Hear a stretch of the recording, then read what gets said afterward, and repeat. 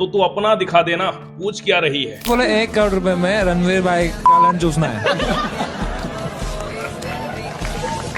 तो आप कौन सी पोजीशन में चूसेंगे? Not interested. 2 crore in cash. अरे 2 करोड़ नहीं, तू 50 करोड़ दे दे, फिर भी तू वो मजा नहीं ले पाएगा। क्यों? क्योंकि तेरे पास वो है ही नहीं। नीचे से मिनिमम चेंज। आखिर कितना बड़ा गुनाह किया है रणवीर और समय ने? क्या उन्हें डेथ थ्रेट्स देना, उन्हें मारने की धमकी देना उससे बड़ा गुनाह नहीं है क्या? क्रिमिनल्स को बिग बॉस में जगह मिलती है, कुछ नहीं होता, लेकिन रणवीर के एक अश्लील जोक मारने पर पुलिस उसके पीछे ही पड़ जाती है।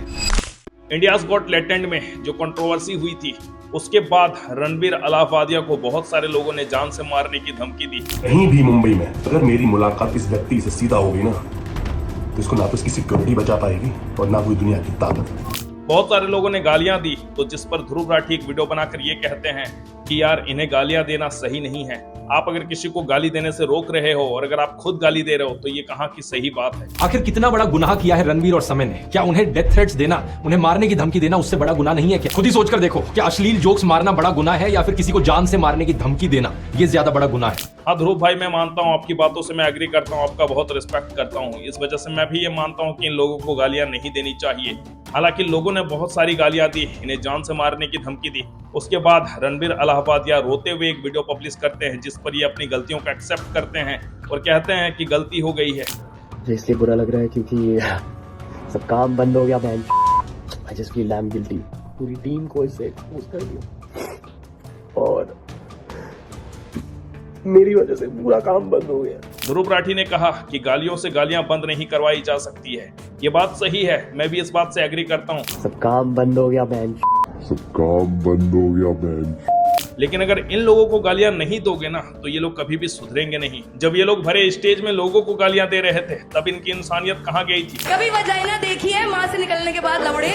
दरअसल मैं आपको बता दूं, आज लोगों ने इन्हें गालियां दिया, जान से मारने की धमकी दी। खुलेआम डेथ थ्रेट्स दिए जा रहे हैं रणवीर और समय को। कहीं भी मुंबई में अगर मेरी मुलाकात इस व्यक्ति से सीधा हो गई ना, तो इसको ना तो इसकी सिक्योरिटी बचा पाएगी और ना कोई दुनिया की ताकत। इनका शो डिलीट करवा दिया गया। मैंने अपने चैनल से इंडियाज गॉट टैलेंट के सभी एपिसोड्स हटा दिए। इस वजह से आज इन्हें रियलाइज हुआ, वरना इन्हें तो आज तक रियलाइज नहीं होता कि ये क्या गलती कर रहे थे लाइफ में। अगर ये गाली दे तो ठीक है, अगर पब्लिक इसे गाली दे तो वो गलत है।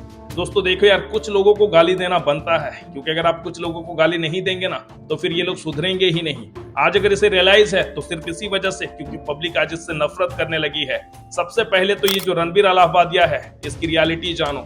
ये रणवीर अलाहाबादिया सबसे पहले धर्म और योग को सामने लेकर आया, जिससे कि लोगों के दिलो दिमाग में एक जगह बना ली कि ये एक अच्छा इंसान है। उसके बाद इसकी मम्मी एक पॉडकास्ट में ये भी कहती है कि हमारी परवरिश काफी अच्छे से हुई है, हमने रणवीर की परवरिश काफी अच्छे से करी है, जिस वजह से ये अच्छे संस्कारों के साथ बड़ा हुआ है। तो क्या ये था इनका संस्कार कि लोगों को ऑन द कैमरा गाली देना स्टार्ट कर दो, उनके माँ बाप के बारे में बोलो? Watch your parents have every day for the rest of your life, or would you join in once and stop it forever? मैं ध्रुव राठी की हर बात से एग्री करता हूँ, लेकिन ध्रुव भैया अगर कुछ लोगों को गाली ना पड़े तो फिर उन्हें रियलाइज होता ही नहीं है किसी बात का।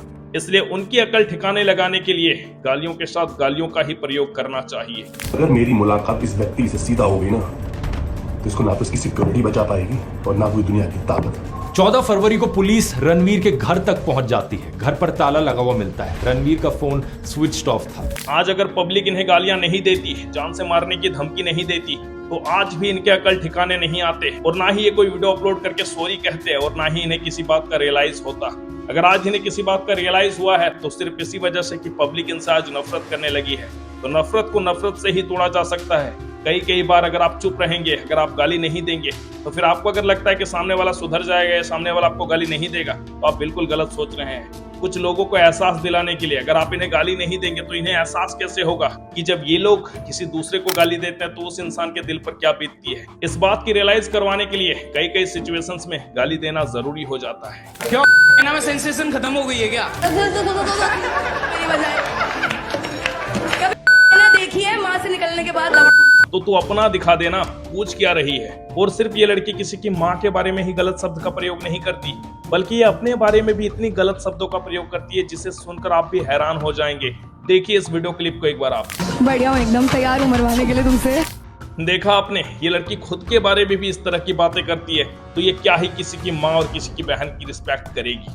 उसी शो पर इस लड़की ने आशीष भाई के बारे में कुछ कमेंट करने की कोशिश करी, जिस पर आशीष भाई ने जो जवाब दिया उसके बाद इस लड़की का मुंह सुअर जैसा हो जाता है, यानी कि इसके पास फिर बोलने के लिए कुछ बचता ही नहीं है। मैं ब्रेकअप के बारे में ज़्यादा रंडी होना करती हूँ, फिर मैं आशीष भाई से मिली।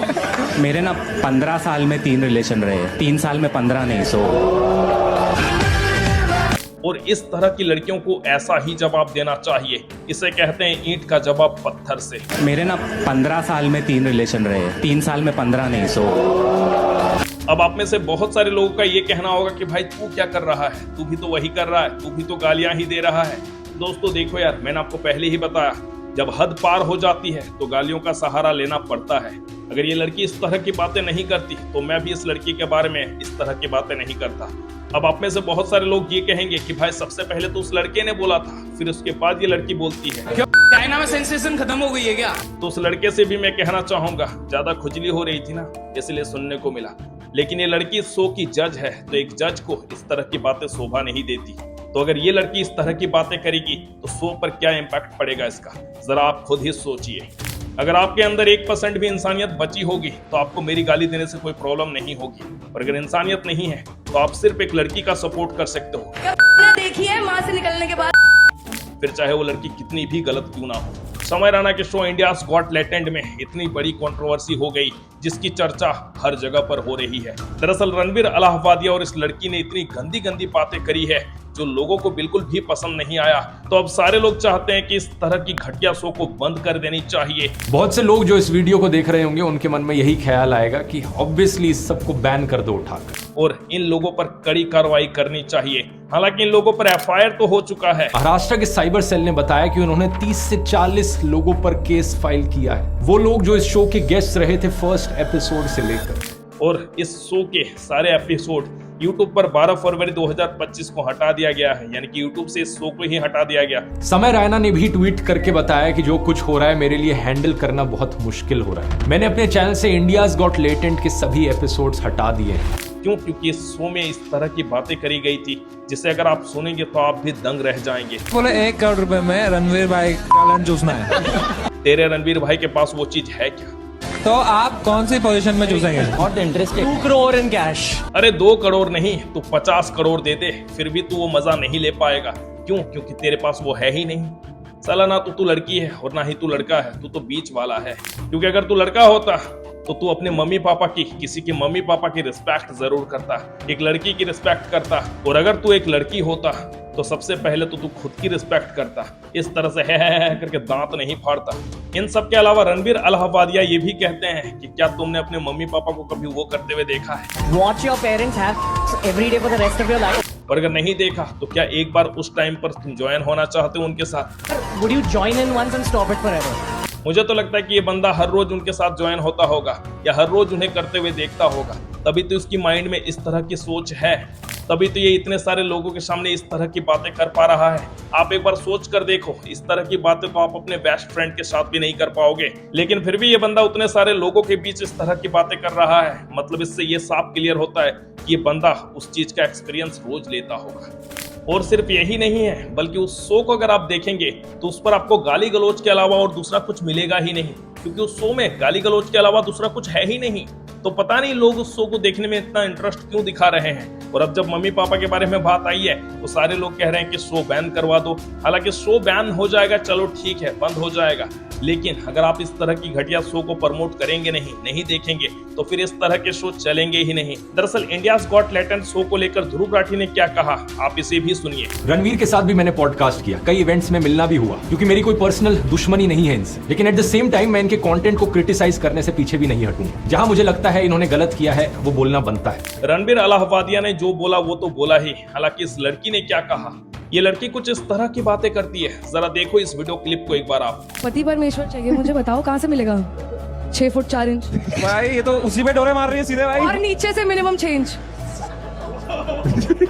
अरे दीदी 6 इंच नहीं, तुझे तो 10 इंच चाहिए, लेकिन तू यहाँ क्या कर रही है? मुझे तो ये समझ नहीं आ रहा है इस लड़की को इस शो में किसने भेज दिया। इसका सही जगह कामाठीपुरा में है।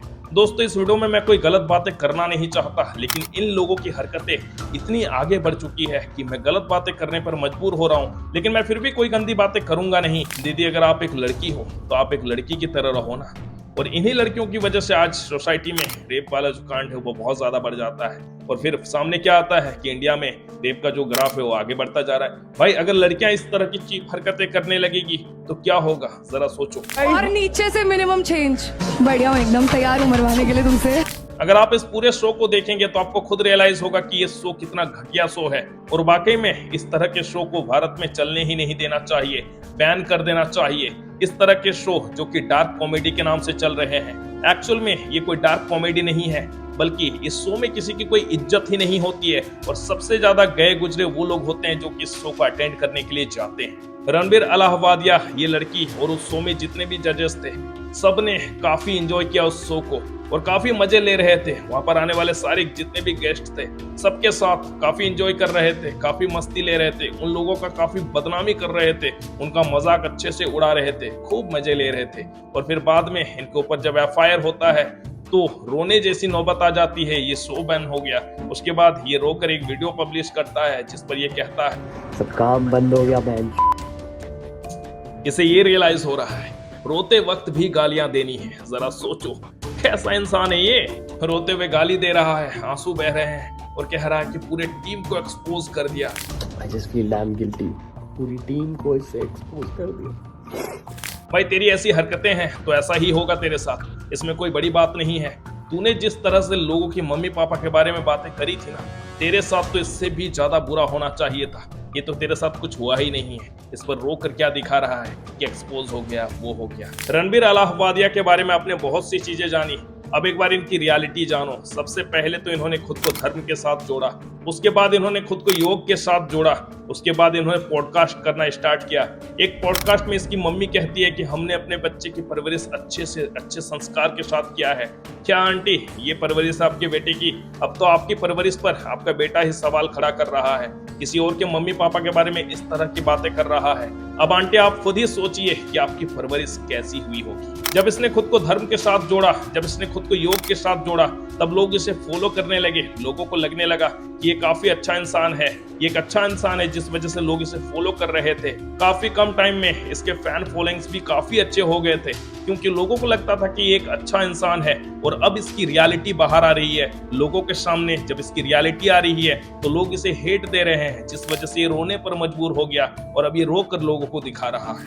जब इसका पॉडकास्ट चलने लगा तो ये काफी अच्छे बड़े बड़े लोगों को, बड़ी बड़ी हस्तियों को अपने पॉडकास्ट में बुलाने लगा। भारत के विदेश मंत्री एस जयशंकर को इसने अपने पॉडकास्ट में बुलाया। You use the second name. I think when I watched the women's league, it's like watching a new emerging. Bharat के एक फेमस यूट्यूबर ध्रुव राठी को भी इसने अपने पॉडकास्ट में बुलाया। ध्रुव राठी, द रणवीर जो हिंदी में आपका स्वागत है मेरे भाई। नीतीश राजपूत जो कि इतने बड़े यूट्यूबर हैं, उन्हें भी इसने अपने पॉडकास्ट में बुलाया। नीतीश राजपूत का स्वागत है। Thank you Ranveer. इसके अलावा विकास सर और ओझा सर को भी इसने अपने पॉडकास्ट में बुलाया। जम के बदमाशी बचपन में न की हो। जैसे मुन्ना मिर्जापुर का एक बड़े घर के बदतमीज युवा का रिप्रेजेंटेटिव। ये सब तो कुछ भी नहीं है। दुनिया के सबसे बड़े यूट्यूब चैनल जिनके पास है मिस्टर बेस्ट, उन्हें भी इसने अपने पॉडकास्ट में बुलाया। Can I take it off? Yeah, sure. Okay. How are you? I'm great. और इसके अलावा मैं आपको बता दूं, सिंगर बी प्रैक जो कि इसके पॉडकास्ट में आने वाले थे, लेकिन इसकी हरकतों की वजह से उन्होंने अपना पॉडकास्ट कैंसिल कर दिया और उन्होंने एक वीडियो बनाकर ये कहा कि मैं तो पॉडकास्ट में जाने वाला था, लेकिन अब मैं इसे कैंसिल कर रहा हूँ, रिजेक्ट कर रहा हूँ, मैं नहीं जाऊंगा। राधे राधे दोस्तों, कैसे हो आप सब? मैं ना यार एक पॉडकास्ट में जाने वाला था अभी, जो bear biceps, and we cancel that. क्यों? क्योंकि आपको पता है कि वो कैसी पैथेटिक थिंकिंग है और कैसे शब्द यूज करे गए हैं समय रहना के शो पे। आई थिंक नहीं यार, मतलब ये हमारा इंडियन कल्चर नहीं है। बी प्रग ने सही किया या गलत किया, आप कमेंट में जरूर बताना। और अगर आप चाहते हैं कि इस तरह के शो भारत में बैन हो, इस तरह की लड़कियां भारत में ना निकल कर आए, तो आप इस वीडियो को ज्यादा से ज्यादा शेयर करो। जितने लोगों तक पहुंचाओगे उतनी आवाज उठेगी, इनके ऊपर उतना कड़ा एक्शन लिया जाएगा। तो वीडियो को ज्यादा से ज्यादा शेयर करो, वीडियो पर लाइक करके मेरा नाम जान लो। मैं हूं करण और आप देख रहे रियल क्रेज। मैं मिलता हूं इस तरह के और एक नई वीडियो के साथ, तब तक के लिए जय हिंद जय भारत।